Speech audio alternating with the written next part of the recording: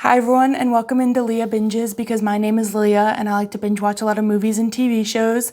And today I'm going to be talking about Suits LA, which is obviously the spin-off of Suits, which recently finished airing its first and only season on NBC. And I was overall very excited to check the show out. Suits is one of my all-time favorite shows. And I was also very attached to Stephen Amell when he was Oliver Queen on Arrow, and now he's playing Ted Black, which is the main character of Suits LA. So I was definitely going to check it out no matter what. However, I do think the show was unfortunately kind of doomed from the start.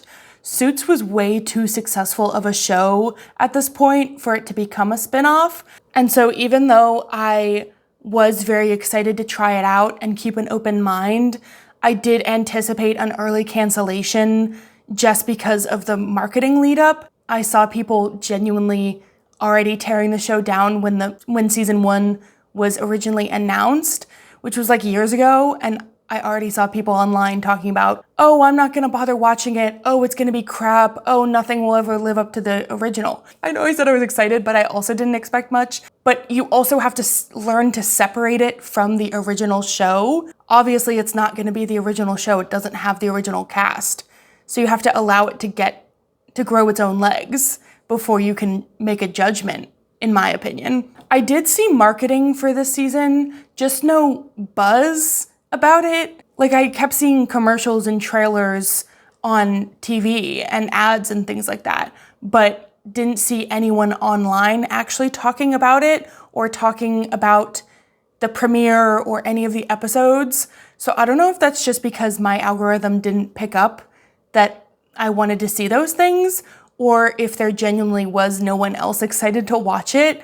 I do know on my TV app, it also was not picked up very well. There were not that many comments on my TV app about it, so I just don't think I think people saw the announcement for it and immediately just decided, oh, I'm gonna hate it, so they just didn't tune in at all. And unfortunately, this prediction and lack of buzz was correct. It has unfortunately been canceled. It was canceled about halfway through season 1 was airing, so I just think it never really found its footing, which was a little unfortunate because come the end of season 1, I do think it had the potential to be really good, but it was never able to get to the point where people were interested in watching it, unfortunately. And I did try to give it the benefit of the doubt, but overall, I had such a hard time getting into the show as a whole as well. I'm definitely gonna tear it apart in this video because I did really try, and some episodes I would start to get into it, but then the next episode I was bored again, and I just did not care about the characters at all or what was happening in the show. I'll get more into the issues a little bit later. I will also say that the scripting is gonna be very long, and I might end up going back and forth a lot. And that's mainly because I scripted most of this when I had only watched up to episode 11. However, there were 13 episodes in the season, and those last 2 episodes I did think were really good. So then I had to go back in to my notes and write all the good things. So then recency bias, I started to think, okay, maybe the show was good. It wasn't, but you might get confused watching this being like, wait, why is she saying that she liked this but also hated this? So I'm sorry if this gets confusing later on. On that same note, episode 12 was the highlight of the season to me because we got to see Lewis and Stuart, which Stuart is one of the newer characters and obviously Lewis is from the original show. We got to see them banter and bicker back and forth at an anger management class, and that was genuinely just so much fun getting to watch them do that. And it finally started to give people more character development. Seeing Harvey again throughout the series was also really nice, but at the same time, it felt very out of place. Like, it seemed like they only wrote Harvey in for marketing reasons, and there was not a good enough reason within the show for him to be there. So it just was a little bit confusing and out of place and inconsistent, if that makes sense. So while it was a highlight getting to see Harvey again and getting to have the confirmation that Harvey and Donna are happy together, it just was not great writing is my problem. Okay, moving on because I'm getting way too into the issues now and I wanted to do a little bit of introduction first off. The show follows Ted Black, who is a former federal prosecutor from New York who has turned into an entertainment lawyer in LA. And the show operates on split timelines, which is broken in between current day, where Ted is trying to pick up the pieces of a fractured law firm post-merger, and 2005, where Ted's career as a prosecutor is also going downhill. It's supposed to be like kind of parallel, that he's struggling in both timelines, but the premise itself relies on the gimmick of guest appearances.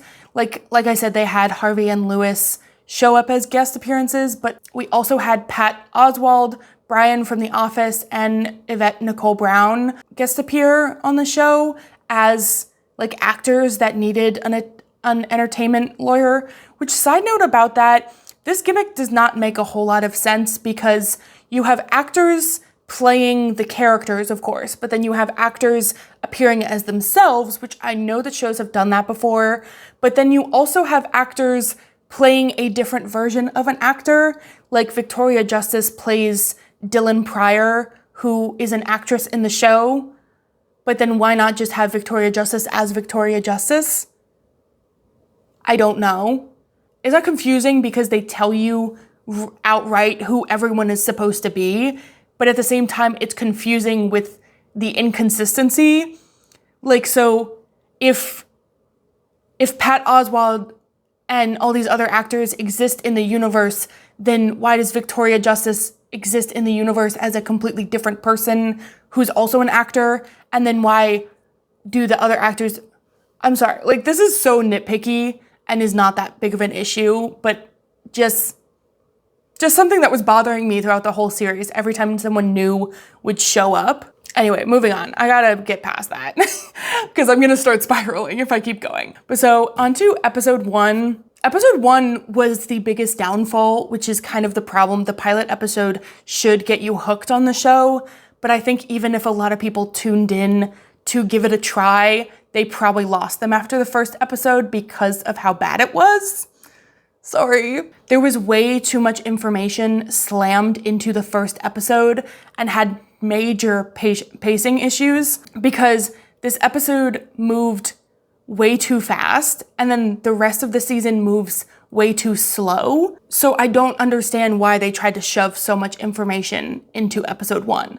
We're introduced to all of the characters in episode 1, and so you're trying to start caring about those characters and those relationships, but before we learn too much, then the firm is split.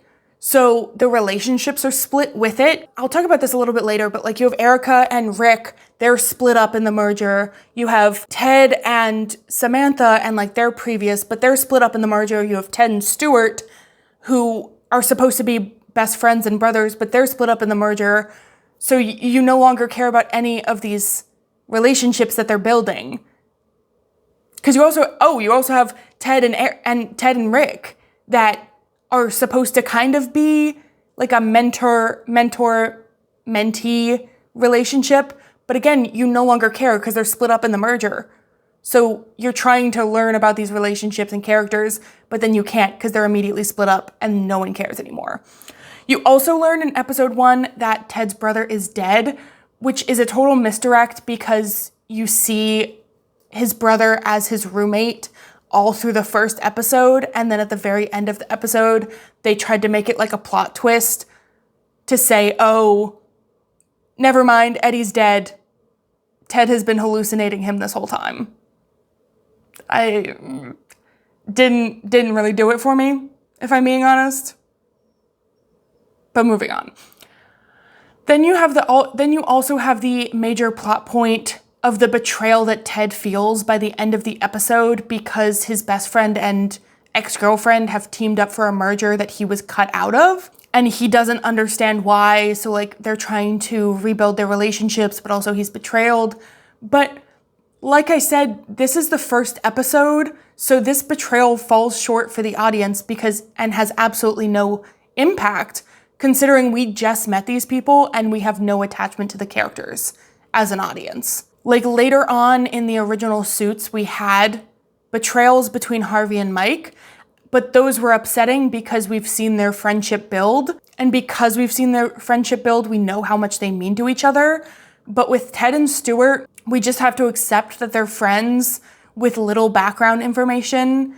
And so we don't get that emotional kickback of seeing them break up. The same is kind of done with Rick and Ted, because they tried to, I thought that in episode 1, they were trying to build it as like a Harvey and Mike dynamic, considering it's mentor-mentee type thing. But then they immediately broke that up as well because Rick left for the new law firm. Again, why would I care that Rick left? Because they only had about one scene together before Rick left. Again, lazy writing. You can't just say, oh, these characters feel betrayed in episode 1 when we, as the audience, genuinely don't care if we haven't seen any of the build-up. I also think episode 1 introduces Ted's daddy issues. It's just exposition overload because you have Ted's issues with his dad, you have Ted's brother's death, you have the breakups of basically every character there. You're trying to learn everything, and there's just too much information shoved into one episode that I don't care as an audience. I'm gonna say that so many times this video, and I apologize for that in advance, but I just could not get into the show. And episode 1 was a major issue in that because, like I said, the pilot episode should get you hooked. And there have been so many really good pilots that have gotten me hooked on the premise. And this episode just felt so short that the rest of the season felt like a chore. Sorry. Okay, moving on to the characters. Obviously, we have Ted, who's the main character, and he's described as similar to Harvey because he's cutthroat, ruthless, cold. He kind of lacks compassion for people around him as long as he's winning the case, and he will win no matter what, no matter the cost. Over the course of the season, we see him dealing with the aftermath of being cut out of the merger and trying to heal from the events of his past, which, like I said, brother's death, neglectful father. There was also some case from when he was a prosecutor that he's trying to fully heal from. I didn't really follow a lot of the flashback scenes, though, if I'm being honest. But over the course of the season, we see him kind of soften as he tries to reconnect with the people who hurt him and heal from those past mistakes, which, again, we don't really get to until episode 12. But we also know that he's deeply hurt from the past and he blames himself for his brother's death. But there could be better writing with him, honestly. Because of the fact that he blames himself for his brother's death and he's still trying to grieve and get over the events from New York, he could be a really good character if they wrote him as sticking up for the little guy and having a strong sense of morality because of his brother's death. But he seems to have learned nothing prior to season 1.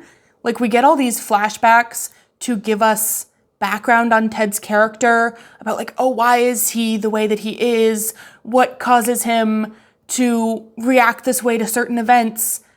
But then he acts the same in flashbacks as he does in the current day.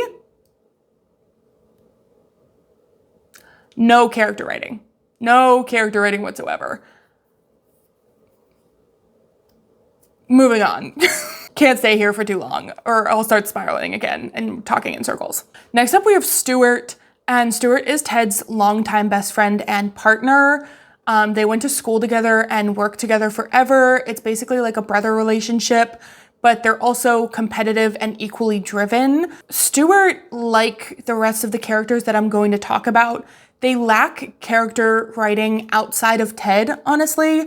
Episode 12 did discuss the parallels between Stuart and Ted with Harvey and Lewis. And as much as I enjoyed that, they did nothing to show the audience this dynamic between Ted and Stuart leading up to episode 12. Obviously, we've seen a brother dynamic because they bicker and will do anything for each other. We did kind of see that in an episode or two before episode 12, but we don't see any passion or issues leading up to Stuart leaving the firm. So it's very sudden. And again, there's just no lead up. In episode 12, Stuart is talking to Lewis and he's saying Ted did not appreciate him enough and typically took him for granted and that's why he left the law firm. But again, we just don't see any of that and it just kind of comes out of nowhere. So I don't know what they're doing with that. Next up is Samantha. Samantha is the love of Ted's life and is also a lawyer. She's incredibly important for Ted's past, but she's given absolutely no characterization or personal storylines. She's basically used as a pawn for the men of the show. So I don't really know what else to say for her other than the fact that she's Ted's ex-girlfriend. She had barely any scenes, which was weird in my opinion. Next up is Rick. We have a lot of characters to get through, so I'm trying to speed run this. Next up is Rick, who is also an entertainment lawyer. He's Ted's right-hand man, but feels underappreciated in episode 1. He leaves the new firm in the first episode because Ted chose to promote Erica over him, and he felt like he was overlooked for the last time. So he left for the new law firm.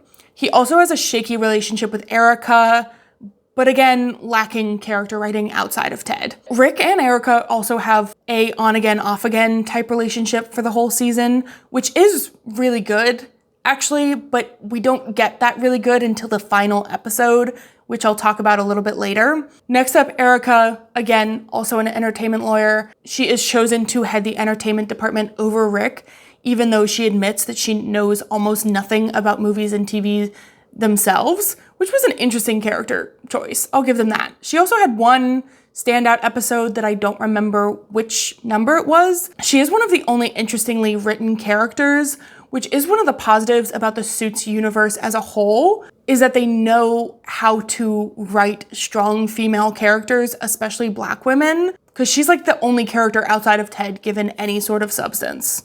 The characterization that she's given is that she kind of comes up with creative solutions to different cases. She's very level-headed and the only character that they seem to give any depth to. Okay, next up is Leah. She's the assistant to Erica. She loves pop culture and she spends the whole season torn between a career in writing and a career in law. It was kind of like a parental expectations and realism versus personal wants and dreams. But she's kind of a forgotten character. She spends 3 episodes just totally not in the storyline whatsoever, and then magically shows back up. They did not even try to give her any sort of good character writing.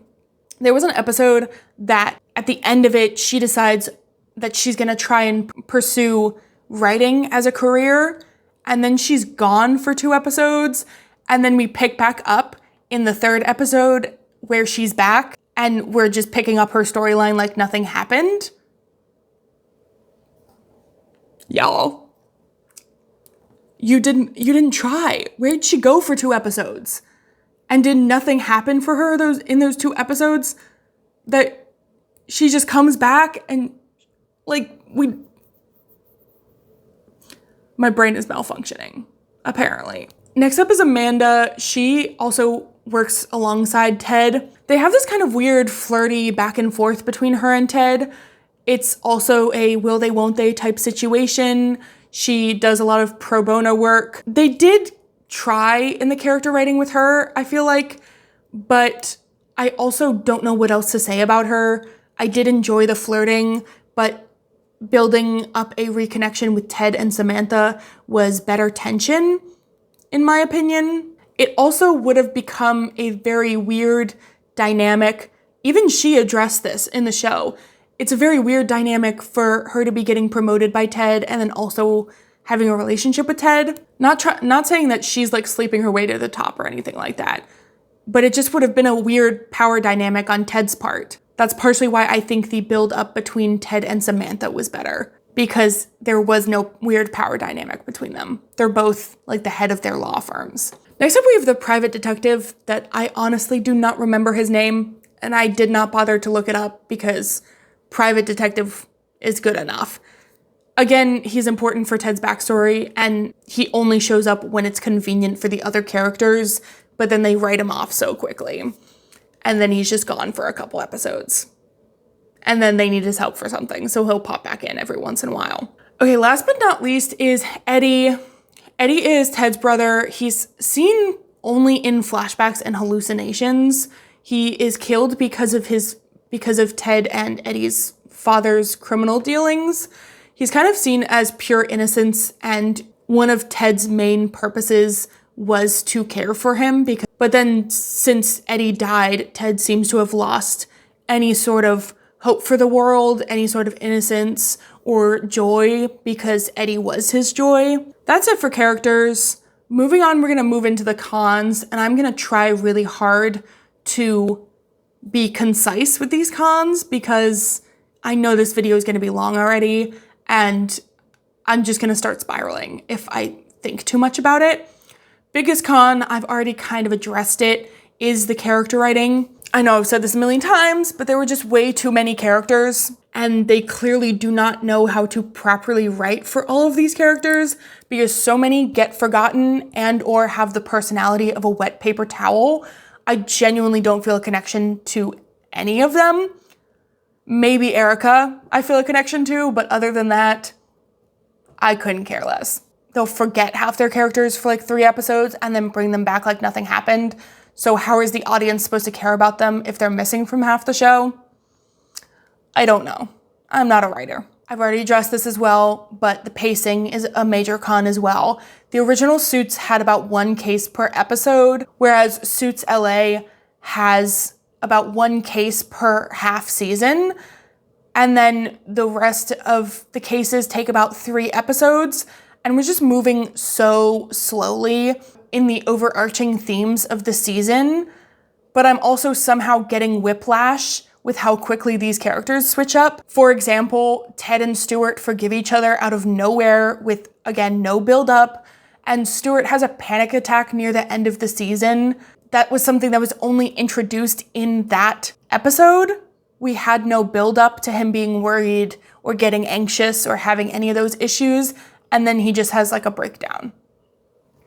Sure, let's go with that. I am repeating myself at this point, but since this is the con section, I'm going to. But if they were going to have a episode 1 betrayal, I would have rather had a slow progression in forgiveness to a turning point in the finale. But Stuart and Ted forgave each other about halfway through the season, and then the audience is just sitting there wondering what they're gonna do next with these characters because they've already forgiven each other. The writing in general in the whole season was just not that good. They do not know how to create tension nor communicate with the audience. Almost all of the information is given in flashbacks, which feels like lazy writing to me. There's one big question throughout the season that was never truly answered in my eyes, and that is, why did they cut Ted out of the merger? I think they made a couple of comments earlier in the season that they cut him out just because they thought he was too cold. But also, you were supposed to be his best friend and his ex-girlfriend. If you have issues with him, maybe just discuss it with him rather than cutting him out of a merger. That's a very permanent declaration of we're no longer friends. Maybe if that's really what you wanted, then that works. But other than that, why do we have the emotional intelligence of a 5-year-old?